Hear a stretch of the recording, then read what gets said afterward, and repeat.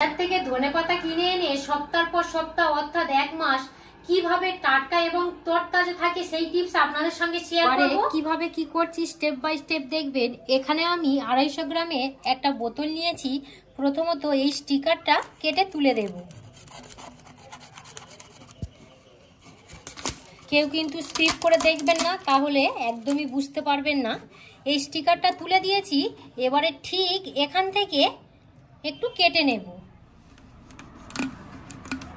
Blade দিয়ে কেটে নিয়ে এবারে কাঁচির সাহায্যে কেটে নিচ্ছি। ধনেপাতা আপনারা বাজার থেকে যে টাটকা কিনে আনবেন এক মাস, সেই রকমই টাটকা সবুজ তরতাজা থাকবে, শুধু দেখতে থাকুন।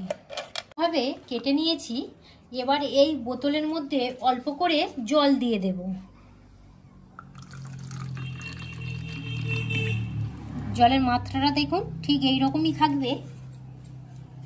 আর এখানে দেখুন বাজার থেকে ধনেপাতা নিয়ে আসা হয়েছে। একটু দেখে নেবেন যাতে ধনেপাতার এই যে শিকড়টা যেন থাকে। আর যেহেতু শিকড়টা আমি পরিষ্কার করে নিয়েছি, যদি আর কি ময়লা মাটি থাকে একটু ধুয়ে নেবেন। এবারে এই ধনেপাতাগুলো জলের মধ্যে এইভাবে দিয়ে দেব। এইভাবে দিয়ে দিলাম।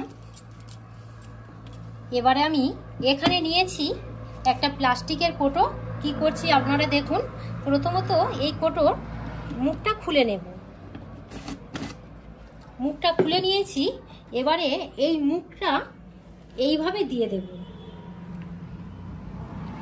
এইভাবে দিয়ে দিলাম। কোটোর মুখের ওপরে এই পাত্রটা বসিয়ে দিলাম। দেখুন এবারে দেখুন কি করছি। এবারে এই যে কোটোটা নিয়েছিলাম, কোটোটাকে আমি এইভাবে আবারও আমি পেঁচে পেঁচে পেঁয়াজ দিয়ে নেব।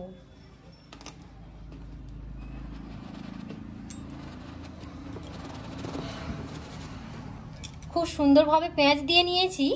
দেখুন এইভাবে যদি আপনারা রেখে দেন ফ্রিজের মধ্যে এক মাস, খুব ভালোভাবেই এই কালারটাই থাকবে, সবুজ টাটকা তরতাজা এই কালারটাই থাকবে। এবার আপনাদের হয়তো প্রশ্ন হতেই পারে যে অনেক বন্ধুদের হয়তো ফ্রিজ নেই, তারা কিভাবে ব্যবহার করবে সেটাও আমি পরের বারে দেখাচ্ছি। এখানে আমি একটা কাঁচের গ্লাস নিয়েছি। এবারে কাঁচের গ্লাসের মধ্যে যে পাত্রটার মধ্যে জল দিয়ে দিয়েছিলাম, এই দেখুন প্লাস্টিকের যেটা কেটে নিয়েছিলাম, এবারে এই কাঁচের গ্লাসের মধ্যে এটাকে এইভাবে রেখে দেব। এইভাবে রেখে দিলাম। এবারে হচ্ছে আপনাদের যেহেতু বাড়িতে ফ্রিজ নেই, রান্নাঘরে ঘরে যে কোনো জায়গায় একটা জায়গায় এইভাবে রেখে দেবেন।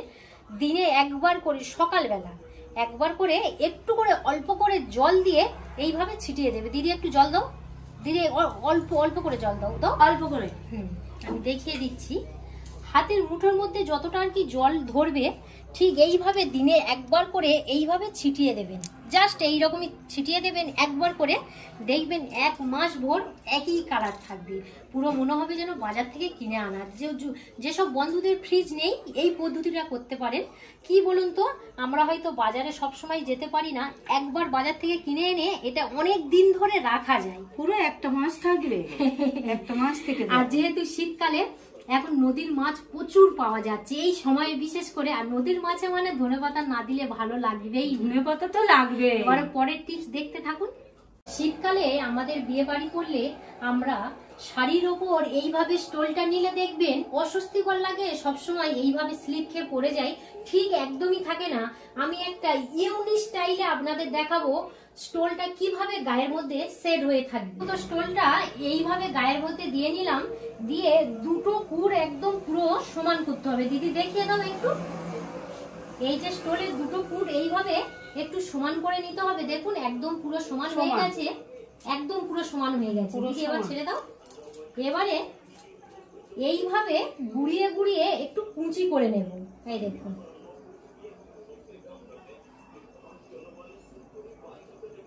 এইভাবে গুড়িয়ে গুড়িয়ে একটু কুচি করে নিয়েছি। এবার এই কুচির মধ্যে একটা গার্ডার লাগিয়ে দেব।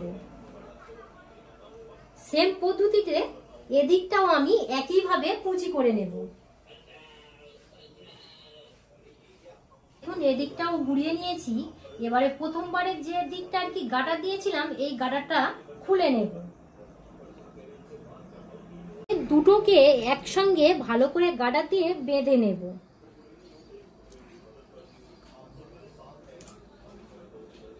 এবারে দেখুন এই যে দুটো যে কুট আছে এই দুটো মুখ আমি একটু সেফটিন দিয়ে অ্যাটাচ করে নেব। জোড়া মুখে দুটো হ্যাঁ। এবারে সেফটিন দিয়ে অ্যাটাচ করলাম। এবারে যেমনই আর কি ফুলের পাপড়ি হয় সেই পাপড়ির শেপটা তৈরি করে নেব।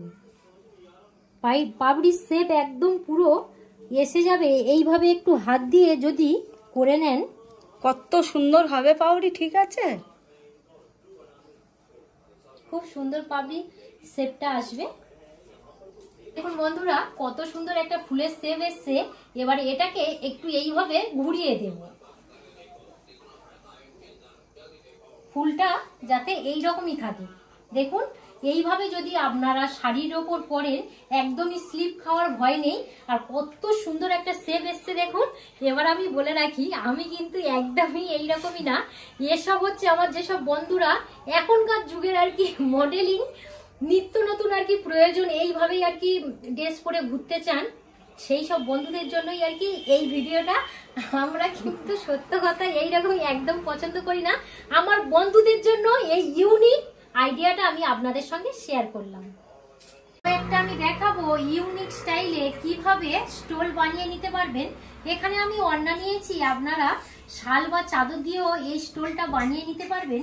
প্রথমত এই ওড়নাটাকে 3 ভাঁজ করে নেব। দিদি ধরো, আমার কাছে ধরো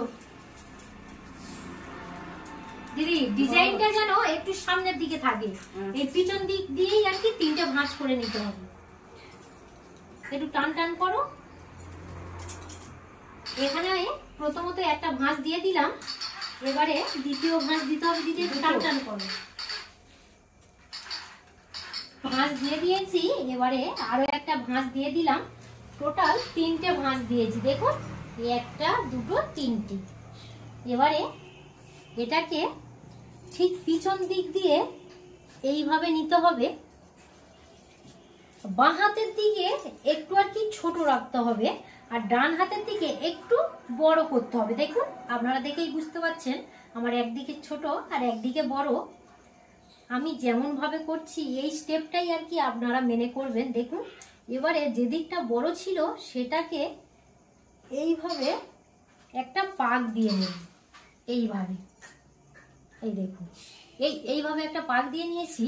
এবার ঠিক এইটা উপর দিক দিয়ে এইভাবে একটা ভাঁজ দিয়ে নেব। দেখুন এইভাবে নিলাম, এই যে উপরের দিকটা দিলাম এটা কিন্তু একটু হাত দিয়ে এইভাবে জায়গা পেস্টটা করে নিতে হবে। এই দেখুন এবারে ঠিক এটাকে এই জায়গার মধ্যে দিয়ে দিয়ে দিতে হবে। এই দেখুন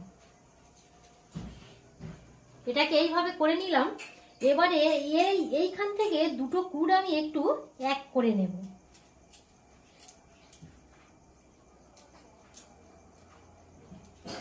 এই যে দুটো কুট পেয়ে গেছি, এবারে দুটো গিট বেঁধে নেব। এবার এটাকে মাথার পিছন দিক দিয়ে এইভাবে একটু গলিয়ে নিতে হবে। এই দেখুন এবারে একটু 4 সাইড থেকে এইভাবে একটু দিয়ে দেবেন। দেখুন কত সুন্দরভাবে একটা ইউনিক ভাবে স্টোলটা দেখিয়ে দিলাম। কি বলুন তো বন্ধুরা, শীতের সময় যদি আপনারা এইভাবে বানিয়ে রাস্তাঘাটে বার হন, গলার মধ্যে একদমই কিন্তু আর ঠান্ডা লাগবে না, খুবই সুন্দর হবে। আর দেখতেও কত সুন্দর লাগছে দেখুন। আর ঝুরা মানে এরম করতে হবে না গো, গায়ে না সবসময় গায়ে পরে থাকবে। খুব সুন্দর হয়েছে, খুব সুন্দর হয়েছে, খুব সুন্দর হয়েছে। আর বিশেষ করে এই শীত পড়ে গেছে, আমি এটা ওড়না দিয়ে দেখালাম। হ্যাঁ আমি এটা ওড়না দিয়ে দেখালাম, আপনারা শাল বা চাদর এইভাবে বানিয়ে নিতে পারবেন স্টোল।